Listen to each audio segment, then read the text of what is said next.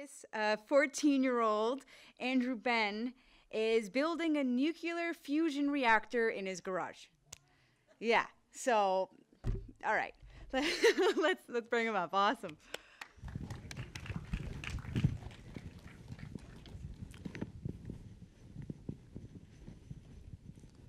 This is a light bulb. To be precise, it is a 100-watt light bulb, which means it takes 0.1 kilowatts to power it for an hour. Now that's not a lot of energy, but now let's think about all the light bulbs in the city of Toronto. And of course, I didn't actually have a chance to count them all, but let's just assume that there are 1 billion light bulbs in the city of Toronto. Altogether, they would take 100 million kilowatts to power. And to create 1 kilowatt of energy, it takes around 1 pound of coal, so that means to power all the lights in the city of Toronto for 1 hour, it would take 100 million pounds of coal. Now that is a lot of coal. If you look at these freight cars, each of them can hold around 200,000 pounds of coal. So to get all of the coal we'd need a train 500 cars long. I would not want to get caught waiting for that train at the railway crossing.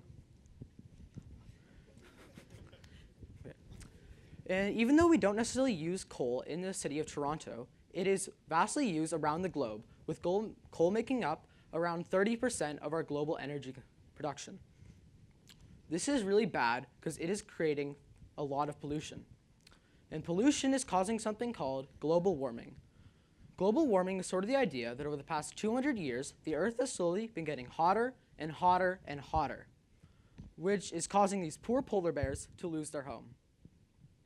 Thankfully, to combat this, in the past couple of years, there's been a push on what's known as the green energy. So there's especially been a push on the solar power, but the only problem is most of these energy sources do not have the sheer capacity to meet mankind's ever-increasing energy demands. So what we need is an energy source that is green, can create a ton of power, and is renewable. That energy source is fusion. Fusion is the science of taking two atoms, generally deuterium and tritium, and getting them going at a really, really high speed and then smashing them together. This resulting fusing of ions creates a ton of energy. How much energy, you might ask? Well, according to Einstein's famous formula, E equals mc squared, and if you assume that our difference in mass is around 1 gram, the amount of energy produced would be 90 trillion joules. 90 trillion joules is equal to 25 million kilowatts. That means with only 4 grams of hydrogen, we can power all the light bulbs in the city of Toronto for 1 hour. This is pretty impressive because if you think about it, the average human is between 50 and 60 kilograms, which is equivalent to 50,000 to 60,000 grams. And we're getting that much energy from just 1 gram. So 25 million kilowatts is equivalent to 21,510 tons of TNT. Do you know what else is 21,510 tons of TNT? The Fat Man atomic bomb dropped on Nagasaki in 1945. And this thing was massive, and it completely decimated an entire city. And we're getting the same energy output from just 1 gram of hydrogen? That is incredible. And thankfully, we have a few companies in the world right now trying to use this energy source for good. The first and probably most notable of the two is ITER. ITER is a combination of 35 countries working to create a tokamak reactor in rural France. What's really cool about ITER is until a few years ago, it was set to be the first fusion reactor ever to have a greater energy output than input. But I said until recently, because it is being beat by another company, General Fusion. What's really cool about General Fusion is it was started by a man named Michael LaBerge.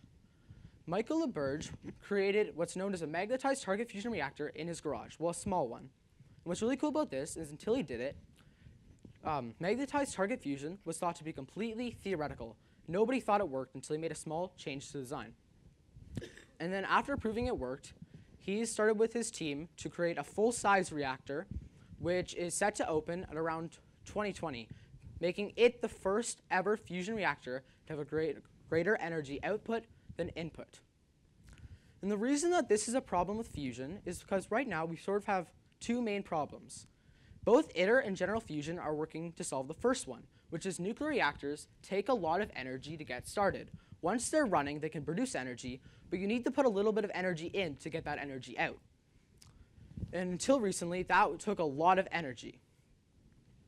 But then the problem is the reason their nuclear reactors still aren't that great is because neither of these companies are working on solving the second problem.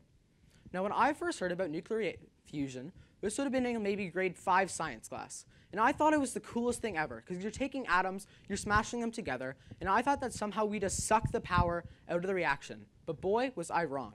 What we actually do is quite boring. We do the same thing that we do with other power sources.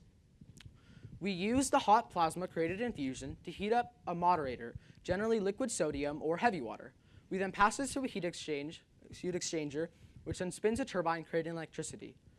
The problem with this is it is only 33 to 50% efficient. So we are losing a lot of energy in this side of the reaction. When I heard about this, I was pretty disappointed, because fusion had sort of been like the coolest thing I ever heard of up to this point. So I decided to do some research into alternative methods of getting the energy away from the fusion reaction. And in my research, I came across something known as direct conversion. Direct conversion is a theoretical method of nearly directly converting the fusion energy into electricity. How it works is we selectively leak a small amount of plasma away from the main reaction. We then use magnetic fields to separate the electrons and the ions into the electron collector and the ion collector. You can think of this sort of as a giant 9-volt battery. You have your negative terminal and your positive terminal. In our case, the negative terminal is the electron collector, and the positive terminal is the ion collector. Then you just plug in a wire to either side, and boom, you got electricity. Of course, it isn't that simple, but it's pretty close. What's really great about this is it is 90% efficient. That is way better than our current method of doing this. So when I heard that, I decided that I wanted to start my own company, NI Power, or non-invasive power. The only problem is I had my really cool logo, but I didn't know what to do. So eventually I came across the only logical explanation, or only logical solution, which was for me to create a nuclear reactor in my garage. The only problem is that it turns out nuclear reactors are really, really expensive. And I needed some equipment that I can't find in my local home hardware. So right now, my methods are, or my research is sort of in a rut. But I hope I can continue it one day, because the environment is still a serious problem around the world. We're not doing too much to solve it. One of the biggest efforts we have is the whole idea of reduce, reuse, and recycle. But even if everyone in the world does this, it will not fix the problem. It will only temporarily delay it. And maybe I won't be the one to save the world, and maybe nuclear fusion won't be the energy source of the future, but I'm still going to try.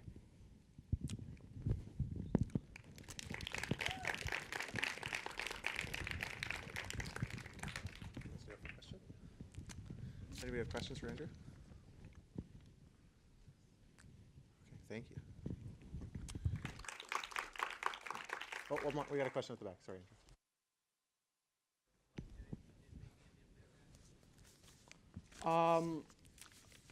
I don't fully know, because after I got into the 10,000s, I sort of stopped looking, because I realized that I didn't have that money. So I don't know how much it would actually cost in total. I just know that it's a lot. And I'm sort of broke right now, so it's not really that good. Yes? Thank you. Thank you.